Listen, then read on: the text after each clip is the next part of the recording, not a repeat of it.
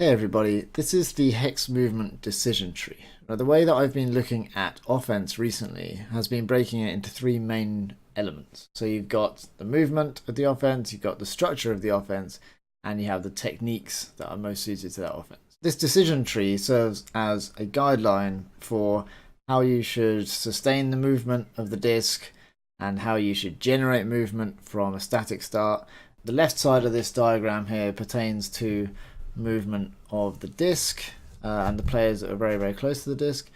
And the right side of the decision tree is more about the players who are off disc. So you can see the first question is, do you have the disc in your hands? If you do, then we go to the left side of the tree here.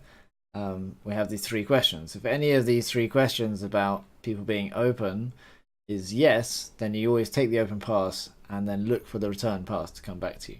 Okay, so this first question here, is someone open in front of you? If they are, then you take the open pass to them and you look for the return pass back.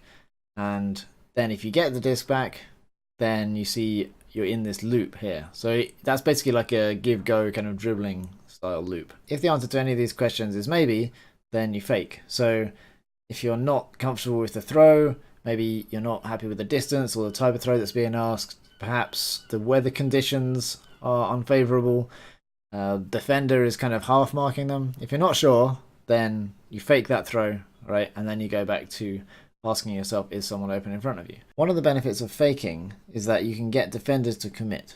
Okay, if it's a believable, realistic option and you're just not confident on it, or you don't think the window's big enough, then putting in a good fake will mean that the defender has to bite, and that can make your teammate then free elsewhere. So after you fake, then it's worth staying looking at that teammate to see if they're free. So that's your first option. If someone is open in front of you immediately after you catch the disc, then you take that pass. If there's not someone open directly in front of you after you catch it, then your next look is for the previous thrower.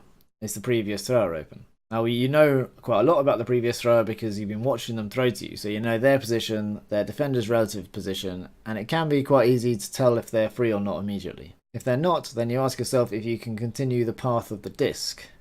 So this means if the disc comes from the left and you catch it in the middle, then you will look to pass to the right afterwards, right, after checking the previous options. These last two can be interchanged. So in some situations, it's easier to actually look back at the thrower, or you want to look back at the previous thrower before you look for the continue.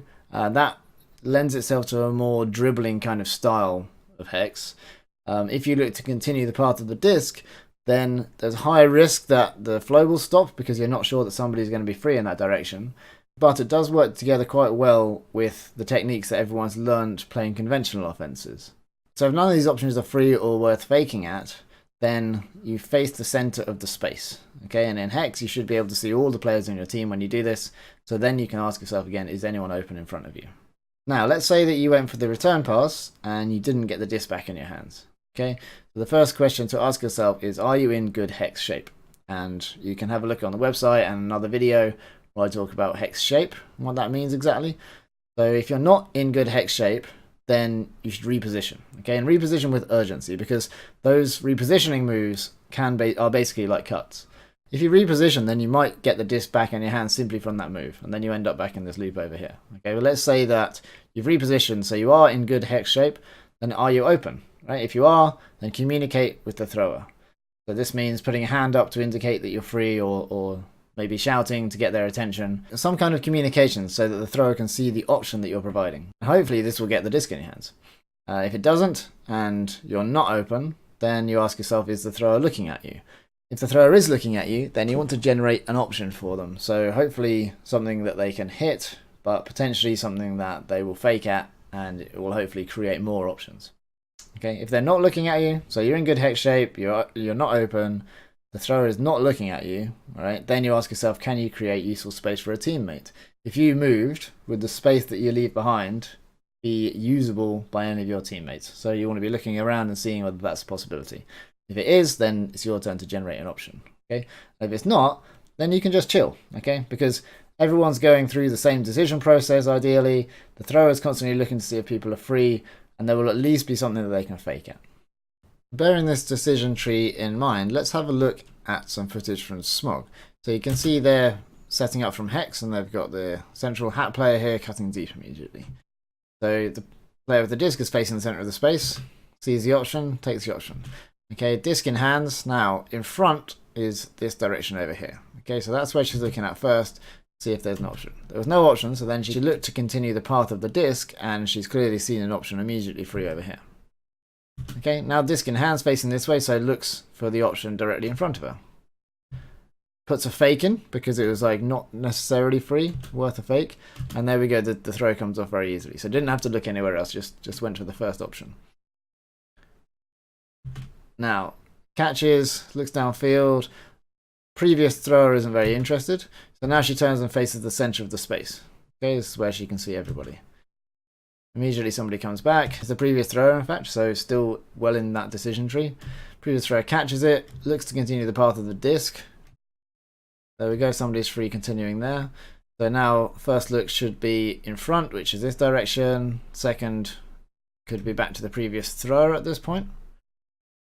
Okay, so now I think he is looking at her, okay, so therefore on the decision tree this is her time to generate an option. Again, sure enough she does, plenty of space to work with, catches it.